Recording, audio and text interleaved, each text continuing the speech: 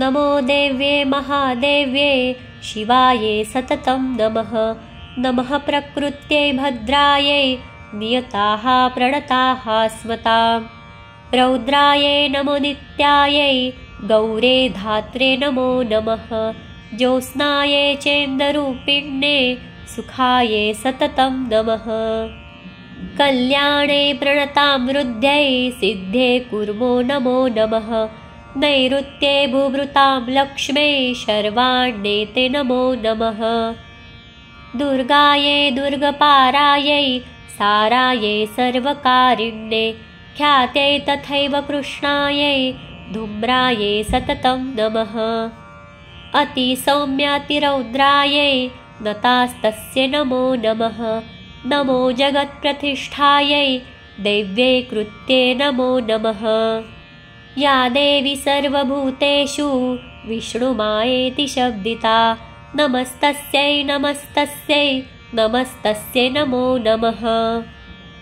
या देवी सर्वभूतेषु चैतन्येत्यभिधीयते नमस्तस्यै नमस्तस्यै नमस्तस्यै नमो नमः। या देवी सर्वभूतेषु बुद्धिरूपेण संस्थिता नमस्तस्यै नमस्तस्यै नमस्तस्यै नमो नमः।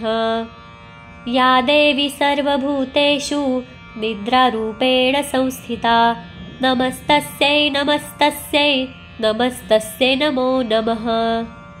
या देवी सर्वभूतेषु क्षुधारूपेण संस्थिता नमस्तस्यै नमस्तस्यै नमस्तस्यै नमो नमः। या देवी सर्वभूतेषु छायारूपेण संस्थिता नमस्तस्यै नमस्तस्यै नमस्तस्यै नमो नमः। या देवी सर्वभूतेषु शक्तिरूपेण संस्थिता नमस्तस्यै नमस्तस्यै नमस्तस्यै नमो नमः। या देवी सर्वभूतेषु तृष्णारूपेण संस्थिता नमस्तस्यै नमस्तस्यै नमस्तस्यै नमो नमः। या देवी सर्वभूतेषु क्षान्तिरूपेण संस्थिता नमस्तस्यै नमस्तस्यै नमस्तस्यै नमो नमः। या देवी सर्वभूतेषु जातिरूपेण संस्थिता नमस्तस्यै नमस्तस्यै नमस्तस्यै नमो नमः। या देवी सर्वभूतेषु लज्जारूपेण संस्थिता नमस्तस्यै नमस्तस्यै नमस्तस्यै नमो नमः।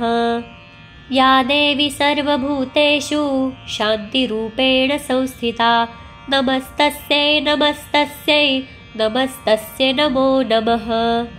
या देवी सर्वभूतेषु श्रद्धारूपेण संस्थिता नमस्तस्यै नमस्तस्यै नमस्तस्यै नमो नमः।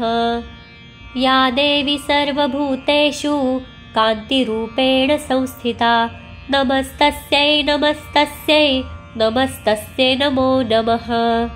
या देवी सर्वभूतेषु लक्ष्मीरूपेण संस्थिता नमस्तस्यै नमस्तस्यै नमस्तस्यै नमो नमः। या देवी सर्वभूतेषु वृत्तिरूपेण संस्थिता नमस्तस्यै नमस्तस्यै नमस्तस्यै नमो नमः। या देवी सर्वभूतेषु स्मृतिरूपेण संस्थिता नमस्तस्यै नमस्तस्यै नमस्तस्यै नमो नमः। या देवी सर्वभूतेषु दयारूपेण संस्थिता नमस्तस्यै नमस्तस्यै नमस्तस्यै नमो नमः। या देवी सर्वभूतेषु तुष्टिरूपेण संस्थिता नमस्तस्यै नमस्तस्यै नमस्तस्यै नमो नमः। या देवी सर्वभूतेषु मातृरूपेण संस्थिता नमस्तस्यै नमस्तस्यै नमस्तस्यै नमो नमः। या देवी सर्वभूतेषु भ्रान्तिरूपेण संस्थिता नमस्तस्यै नमस्तस्यै नमस्तस्यै नमो नमः।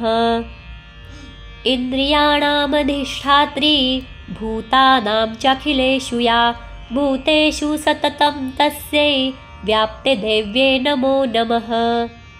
चितिरूपेण या कृत्स्नम् एतद्व्याप्य स्थिता जगत्। नमस्तस्यै नमस्तस्यै नमस्तस्यै नमो नमः। इति तन्त्रोक्तं देवी सूक्तं सम्पूर्णम्।